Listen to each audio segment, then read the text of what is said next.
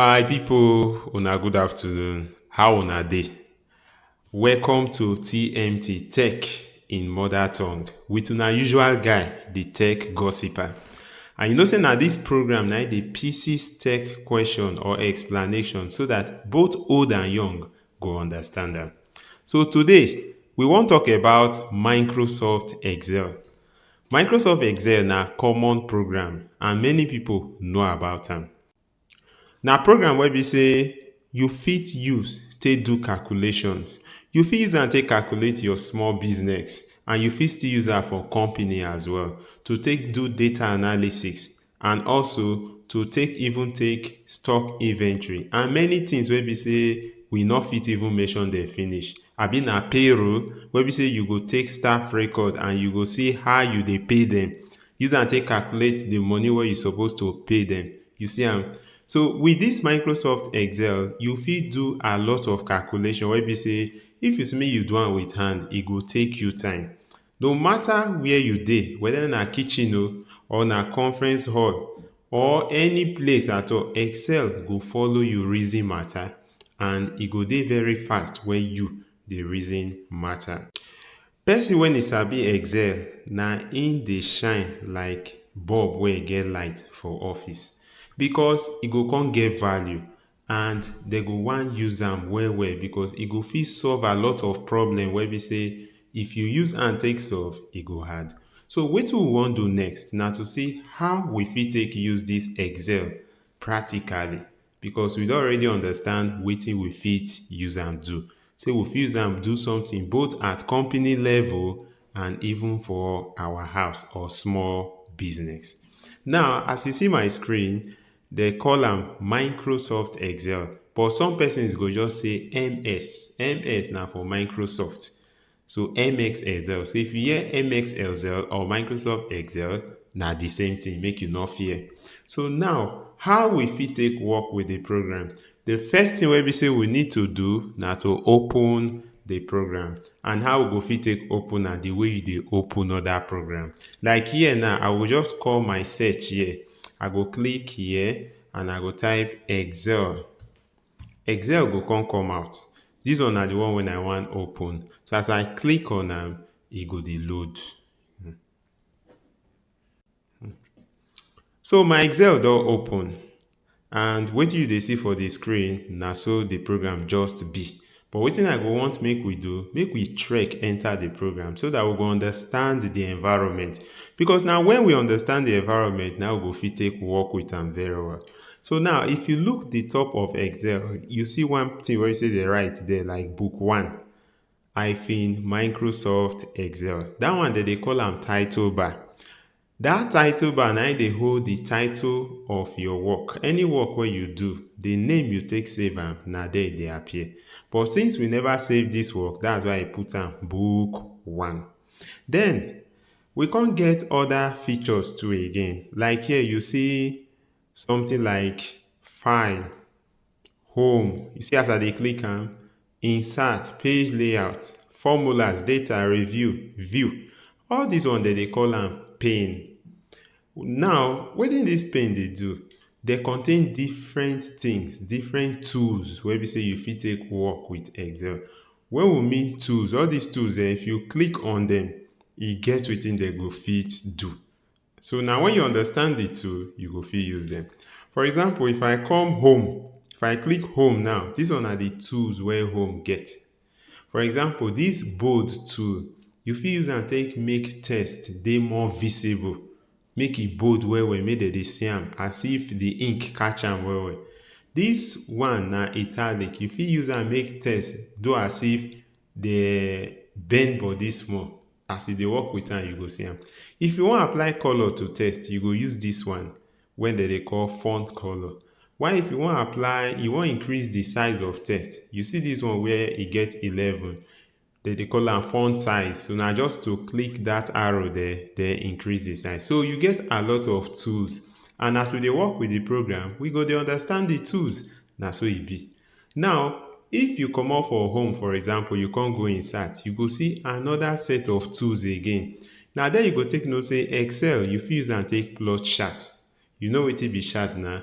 Whether bar chart or line chart. Any kind of chart you fit use Excel take plot am. If you go page layout, you go see different tools again. So the tools plenty, but I go say make you relax, because right now I know say your mind don dey say how person wan take learn all these tools. You no need to learn all the tools.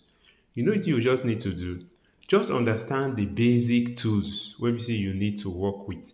Small small small small. If you come dey do task wey be say the task need another tool wey be say you never use before, because say you don know the basic part of Excel, you go fit use that tool easily. You see am? So no need to fear.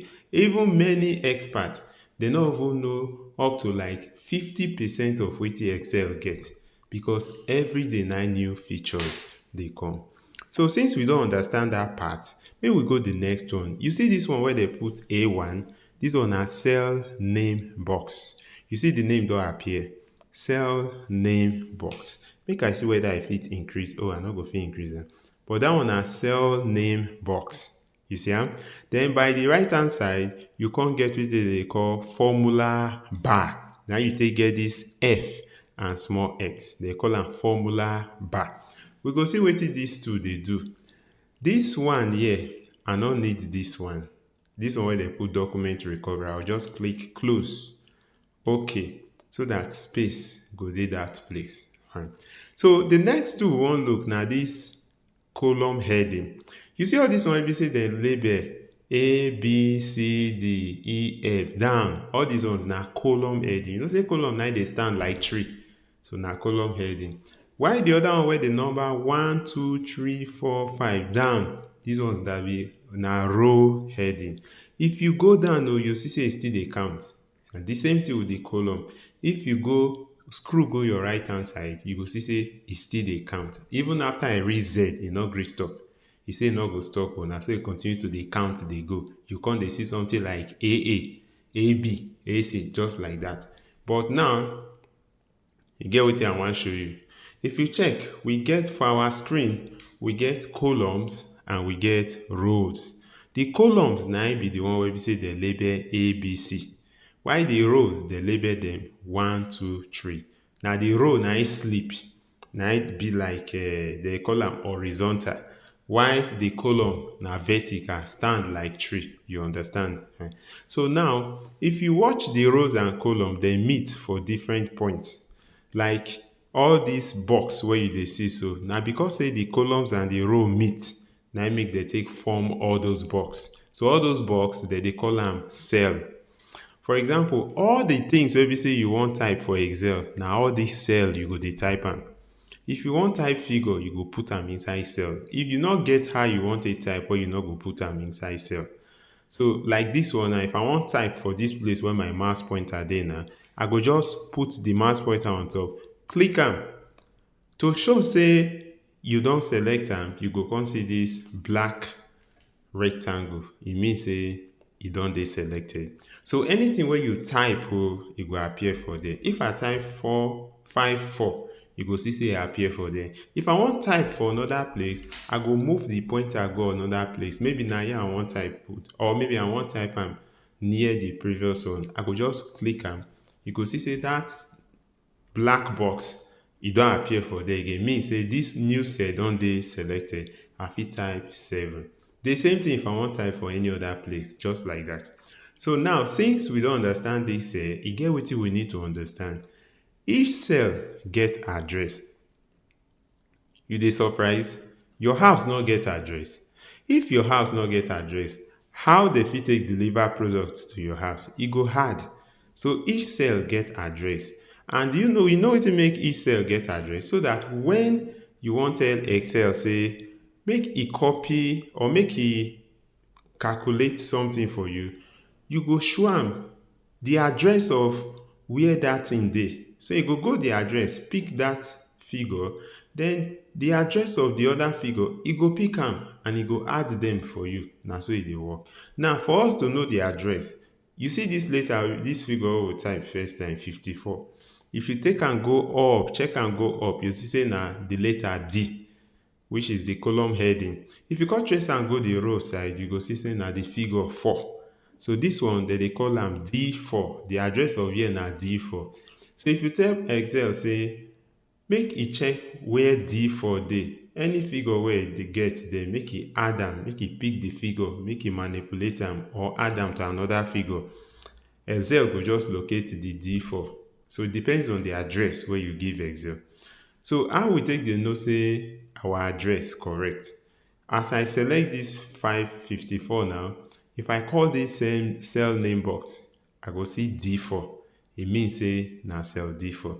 If I click on another cell randomly, if I come here, this one na I8. Make we confirm whether I correct. Now trace am go up na I. If you trace am come left, na wetin 8. So that's why e be I8. So make I give you example. This one na D4, right? This other one na E7. If I wan add these two figures together, you know wetin I go do? I go first of all click where I want make the result appear. If na here, I go type equal to first. No ask question too much for now. No worry, you go understand those things better. But wetin I want make you understand here is that instead of me, if I type equal to 54 plus 7 and I press enter, e go give me 61. Abi? Now, I no wan use the figure direct just like I use am now. I wan use address, whether I go give us the same thing. So make I say the result go appear below this 61. So if I come here, I check the address. This one na D4. So just type equal D4 plus the address of 7 na where? Na E4. Type E4. Enter.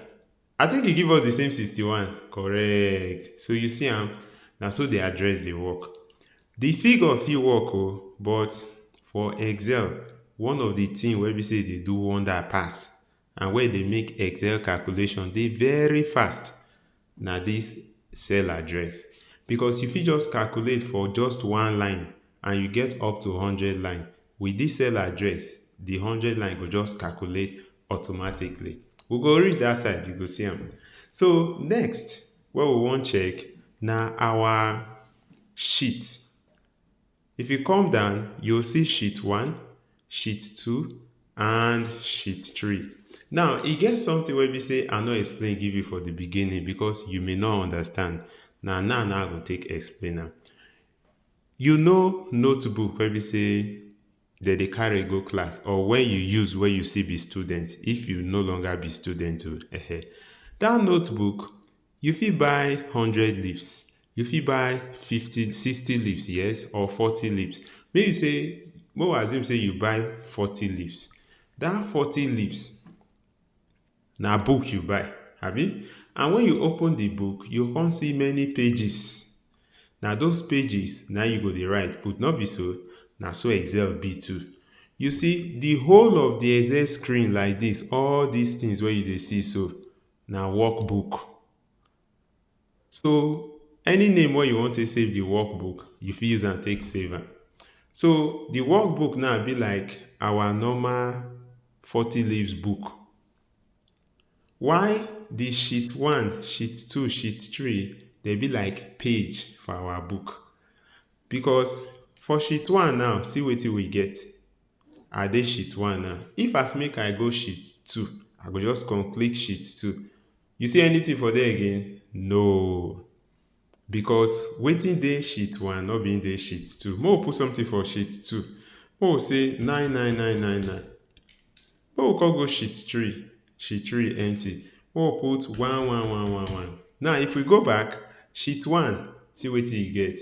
Sheet 2, see wetin you get. Sheet 3, see wetin you get. So this one wey I dey show you na to prove say each sheet be like different page. Wetin dey one fit no dey the other one. So they be different page entirely. So this one na the Excel workspace wey be say we need to know. E fit get some small things wey be say I never explain. Those ones no too matter. So since you don't understand this one, you no get issue again. We fit understand that because na in our mother tongue. So e dey very easy for you and I to process am. So the next video wey I wan do na to show live calculation. Any calculation wey we use as example, e go make you understand these basics well well, and you fit use am take advance from there without anybody even putting you through. So wetin you go just do is that make you look for where they put subscribe, because if you click on that subscribe button, if I release the next video, even if you don't forget, you go see am. Also click on the notification bell, and also like my page. You know why? Body go sweet me say wetin I dey do people dey like am, because if people no like am, then how body go take sweet me? Who I dey do am for? No be una.